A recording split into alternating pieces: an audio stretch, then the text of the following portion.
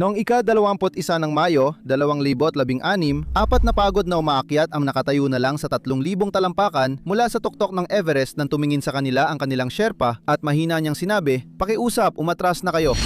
Tumanggi sila. Para kay Subhas Paul, wala ng urungan. Ibinenta niya ang kanyang truck, nalunod sa utang at isinugal ang buhay para sa pag-akyat. Si Pareshnath, isang mananahing may isang kamay at malapit na sa 70, ay matagal lang lumalaban kaya di basta susuko ngayon. Si Gautam Ghose, ang mabait na pulis na minsang nagligtas ng umaakyat, ay naghahangad ng pagtubos para sa tuktok na hindi niya naabot. Si Sunita Hazra, nurse, ina at isa sa ilang babaeng Bengali sa Everest ay bitbit ang karangalan ng pamilya sa bawat nagyaylong hakbang. Hindi ginagantimpalaan ng Everest ang tapang. Ang mga Sherpa, kulang sa bayad at hindi handa, ay nagsimulang maglaho. Si Paresh ay nagyelo at iniwan ng kanyang gabay. Nadapa sina Gautam at Sunita, nagka-frostbite at hirap huminga. Bumagsak si Sunita pero nasalo siya ng isang estrangerong, isinakripisyo ang sarili para mailigtas siya. Sandaling tumayo si Suba sa tuktok ng mundo pero iniwan siya ng kanyang Sherpa paglaon.